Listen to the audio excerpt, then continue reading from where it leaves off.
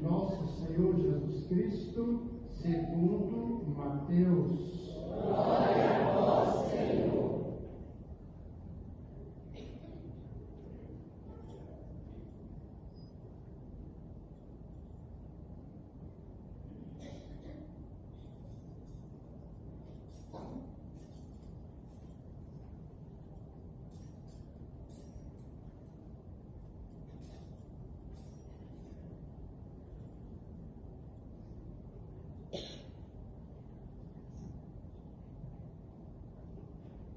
Naquele tempo, disse Jesus aos seus discípulos: cuidado com os falsos profetas.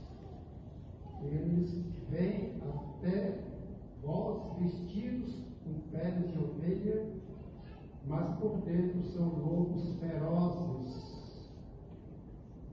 Vós conhecereis pelos seus frutos.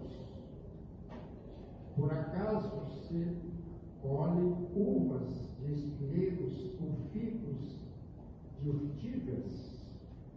Assim toda árvore boa produz frutos bons, e toda árvore má produz frutos maus. Uma árvore boa não pode dar frutos maus, nem uma árvore má pode produzir frutos bons. Toda árvore que não dá frutos é cortada e jogada no fogo. Portanto, pelos seus frutos vós os conhecereis. Palavra da salvação. Glória a vós, Senhor.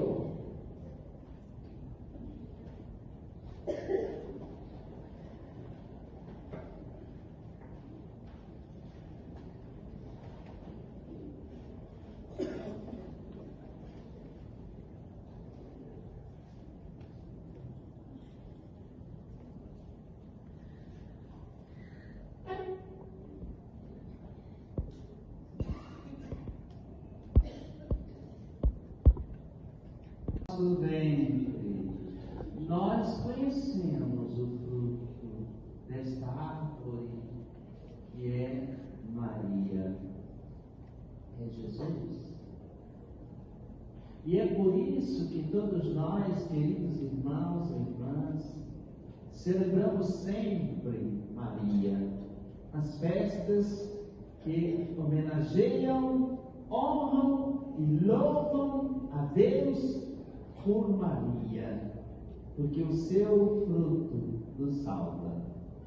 Também aqui nesta paróquia, que tem a alegria de ter como padroeira Nossa Senhora, com o título de Nossa Senhora do Perpétuo Socorro, em tempos de celebrações festivas, a grande homenagem é o reconhecimento do fruto que nasce no seio de Maria. É Jesus, vindo ao mundo pela força de Deus, do Espírito Santo de Deus, tendo se encarnado como sim generoso de Maria, desde o início da sua existência, é entrega, é fruto bom, é fruto disponível para salvar-nos, enchendo a nossa vida de esperança, de consolações e de sentido. Contemplo, por exemplo, a imagem de Nossa Senhora do Perpétuo Socorro e vejo no colo de Maria um menino assustado, porque avista os sinais da sua paixão, quase perde o seu chinelo. É esta a espiritualidade deste título poderoso de Nossa Senhora, ela foi convidada por Deus a ser cuidadora perpétua do Filho de Deus, socorrendo desde o momento da encarnação até aquele último momento da deposição, quando nos seus braços dolorosos foi entregar o filho morto para ser sepultado. O mesmo menino apavorado é aquele que, morto e sepultado, depois para nós surge ressuscitado para nos dar a vida eterna. Irmãs e irmãos, este fruto maravilhoso de Maria é Deus que se fez carne, a palavra de Deus, esta palavra que hoje nós acabamos de ouvir no 6º dia da novena, em preparação para a festa do domingo. Uma palavra orientadora, explicativa, convidativa e também indicadora de atitudes muito práticas. Nós estamos falando dos últimos versículos do sermão de Jesus, o filho de Maria, o fruto de Maria, e começa com o início do capítulo 5 de São Mateus e termina no final. Este é o final do capítulo 7. E o que aparece neste final de capítulo do sermão, assim conhecido como o Sermão das Bem-aventuranças ou Sermão da Montanha? Aparece uma das últimas comparações de Jesus aos discípulos, para que eles entendam o caminho que nós devemos trilhar para nos tornar bem-aventurados, santificados, caminho do céu. Esta comparação fala de uma árvore e diz assim: nós conhecemos uma árvore pelos seus frutos. E Jesus então diz o óbvio. Ele diz: quem é que vai buscar uma fruta? Eu vou aqui falar de frutas que são comuns a nós. Por exemplo, um limão, um pé de manga. Não se colhe limão no pé de manga. É um contrassenso. Como também não se colhe abacate no pé de laranja. As árvores boas dão bons frutos. Quando eu tinha a experiência de roça, na minha infância, tinha uma fruta que se chamava juá. Eu não sei se vocês já ouviram falar de juá. Minha mãe dizia que era uma fruta venenosa. E nos dizia que nós não deveríamos comer frutos de um pé de juá, porque não iríamos fazer bem.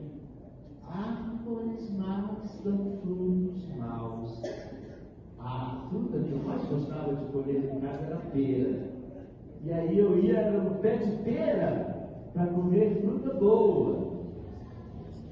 Mas tinha uma outra fruta mais gostosa ainda, que era manga. E aí tinha que comer manga com certo cuidado, chupar manga com certo cuidado, porque dava dor de barriga. Então tinha hora para ir ao pé de manga. Enfim, meus irmãos e minhas irmãs, estas são comparações muito boas de Jesus, porque elas nos ajudam a compreender facilmente a palavra de Deus. A palavra de Deus é para ser escutada e acolhida no coração, porque ela é alimento, ela é ensinamento. Aliás, nós rezávamos hoje com o salmo de resposta, Salmo 118, Senhor, ensina-me a viver os seus preceitos. Às vezes nós escutamos a palavra de Deus e não aprendemos nada. Embora a palavra de Deus seja tão clara, tão linda, tão fácil, e ainda por cima precisamos que Deus nos ensine a ouvir a palavra e aprender a cumprir a palavra, porque é um mistério enorme ser capaz de pôr em prática a palavra de Deus, os mandamentos da palavra de Deus. Sozinhos nós não daríamos conta. Temos que pedir a Deus que nos mande o seu Santo Espírito Santo, para que a palavra de Deus entre na nossa vida e produza fruto. Por isso Maria é cheia do Espírito Santo, e nela a palavra de Deus fez com que ela produzisse um fruto de salvação.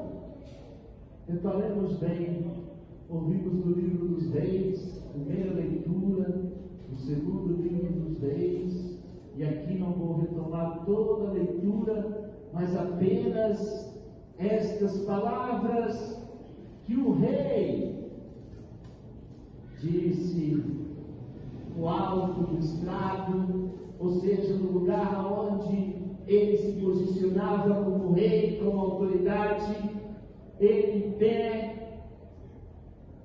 concluindo a aliança diante do Senhor e fazendo com que todos seguissem o Senhor, obedecendo os seus mandamentos, seus preceitos e seus decretos de todo o coração, de toda a sua alma, cumprindo as palavras da aliança escritas na lei do livro que tinha se perdido. Foi preciso encontrar o livro da lei, foi preciso ler o livro da lei, e foi preciso ir ao templo, pedir a Deus, a graça de Deus, para entender o que dizia as palavras da lei de Deus. O rei ficou apavorado. Ele disse: grande deve ser a ira do Senhor que se inflamou contra nós, porque nós não obedecemos, não aprendemos, não cumprimos as palavras deste livro, nem as pusemos em prática. Elas estão aí, estão escritas, nos foram dadas estas palavras. Todos nós sabemos quais são as palavras da lei de Deus. Todos nós aprendemos desde criança. A lei de Deus é linda, é amar a Deus sobre todas as coisas, com todo o coração, com todo o entendimento, com toda a alma, e amar ao próximo como a si mesmo. Como é possível que até hoje nós não aprendemos isso? Como que é possível que até hoje nós sejamos tentados e cedamos tanto a adorar ídolos? Não aprendemos facilmente a colocar Deus no centro. Às vezes pensamos que o nosso Deus é o dinheiro. Outras vezes pensamos que o nosso Deus somos nós mesmos. E nos achamos o centro do universo, esperando que todo mundo bata a palma para nós. Por isso que sofremos tanto com a falta das curtidas do WhatsApp, do Instagram, porque não nos endeusam como gostaríamos. Às vezes pensamos que o Deus ao qual nós devemos nos reverenciar é um prazer. Eu tenho que conseguir isso, eu tenho que ir nesse lugar, eu tenho que realizar este sonho. E quando na verdade quem nos salva é quem ensina, é quem nos dá todo dia a vida, é quem nos deixa amanhecer com saúde e viver um dia inteiro como hoje. Estamos felizes de poder ter chegado até aqui o Senhor nos concedeu viver. Louvado seja Deus pelas oportunidades que hoje nós tivemos, os encontros que vivemos, as pessoas com as quais nós encontramos nesse dia de hoje. Como foi bom poder ter sido bom. Só hoje já valeu ter vivido a vida inteira. Quanta coisa boa! E amanhã? Amanhã a Deus pertence. É isso que quer dizer viver, como disse o rei, a aliança. Hoje nós viemos aqui na igreja para o 6º dia da novena para concluir a aliança com Deus. O nosso compromisso, a nossa fidelidade com Deus. Todo dia temos que ser fiéis a Deus. Todo dia somos convidados a viver de Deus. Por isso louvamos Maria, fiel ao amor de Deus, desde o início até o fim. Ela é quem nos socorre com o seu olhar de misericórdia, inspirando-nos a ouvir com qualidade a palavra de Deus. A palavra de Deus foi dirigida a Maria através do anjo Gabriel. E ela disse sim, naquele dia e depois em todos os outros dias da sua vida. Não reclamou, não se lamentou, não desistiu, não desanimou. Ela é cheia de coragem porque ela reconhece o poder da mão de Deus que nela fez maravilhas.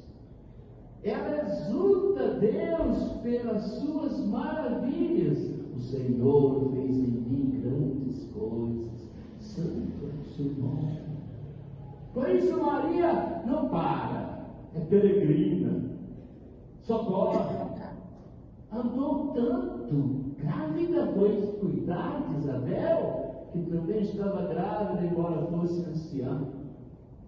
E depois, quando teve o menino, cuidou do menino, cuidou daquele menino com todas as adversidades, pelas quais junto com José passou, teve que se tornar foragida, acabou indo migrante para o Egito, para fugir de Herodes, que queria matar seu filho. Que mãe tolera isso? Que mãe dá conta de viver esta apreensão no coração? Mal acabou de escutar de Simeão, uma espada de dor traspassará a tua alma. Maria viveu este corte, este furo no seu coração, mas guardava tudo no seu coração, transformava tudo em oração, não desanimava, se encorajava. Por isso voltou para Nazaré com o menino e São José.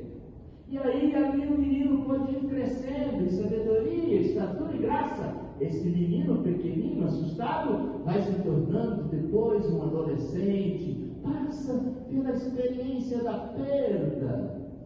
Quando ela menos esperava, notou que o menino não estava com ela e com seu marido na caravana. Voltaram correndo a Jerusalém e o encontraram no templo, disputando entre os doutores da lei. E ela dizia: meu filho, por que fizestes isto conosco? Eu e teu pai te procurávamos aflitos. Qual pai, qual mãe não fica desesperado diante de uma atitude de um filho adolescente que toma uma atitude diferente? O Evangelho diz que dali para frente o menino seguia com eles e lhes era obediente. Significa que desobedeceu. Por algum motivo, nós até podíamos dizer isso de Jesus, porque causou no coração de Maria apreensão e preocupação. Embora aquele gesto da perda do menino Jesus, quando era adolescente, era o cumprimento de uma profecia. Mas mais importante do que isto é contemplar Maria assim, toda a sua história, toda a sua vida dada, doada para acompanhar a obra de seu filho Jesus na itinerância do ministério, da pregação. Esteve lá em Caná, quando Jesus transformou a água em vinho, mas esteve também quando Jesus foi de novo à sua terra, e lá na sinagoga disseram para ele: você não é filho de José? Nós não conhecemos os seus irmãos. Como é que você me aparece aqui e me diz, e nos diz que o Espírito do Senhor está sobre ti, e agora se cumpre em ti toda a lei e a profecia? Quem é você? Você tem 30 anos, nem está casado. Nós não te conhecemos, não te acolhemos. E você é, inclusive, filho de uma família desestruturada. Você deveria estar casado. E, no entanto, está aqui nos incomodando. E quiseram arremessá-lo. Jesus, passando por entre eles, foi embora. Assim foi o início da pregação do filho de Maria.